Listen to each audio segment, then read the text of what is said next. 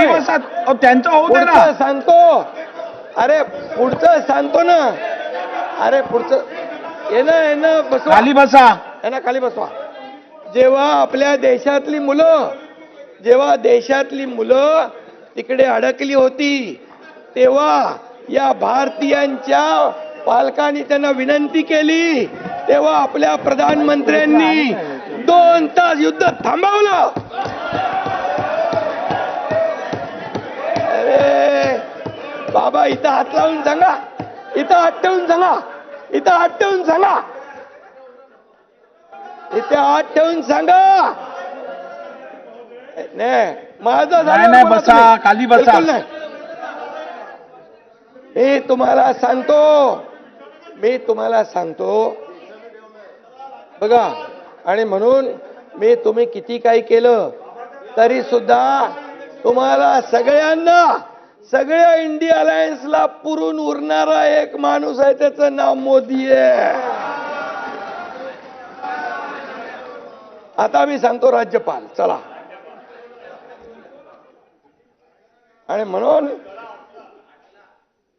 अरे नाही आटू शकत.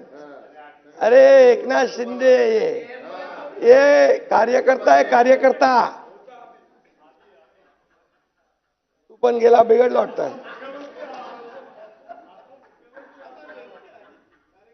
MTHL विकास, MTHL अटल सेतू. अरे अटल सेतूवर कधी गेले तुम्ही? कधी जाऊन या. हे स्वप्न कुणी दाखवलं होतं?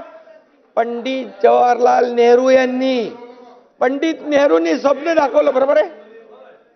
किती वर्ष काँग्रेसचं सरकार आलं, किती वर्ष काँग्रेसची सत्ता होती, पण ते पुरं करू शकले नाही.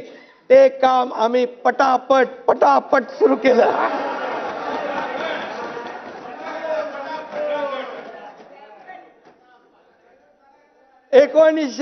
बघा, अटल सेतूला जा. नाना पटोले कुठे गेले? बाहेर गेले का? गेले कुठं?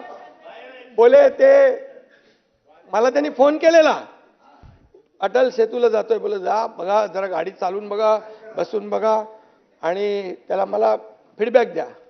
मला बोलले भेगाव पडलेले आहेत. मला कुठं पडलेले आहेत? अरे बोले अटल सेतूवर. मी लगेच मुखर्जींना फोन केला. मुखर्जी म्हणाले साहेब अटल सेतूवर नाही, अटल सेतूचा खालचा जो अप्रोच रोड आहे ना, त्याच्यावर थोडे क्रॅक आलेत, ते आपण ताबडतोब खाली अप्रोच रोडला, तर ते आपण हे बघा हे अटल सेतू. एकतरी भेग आहे का याच्यात? हे बघा.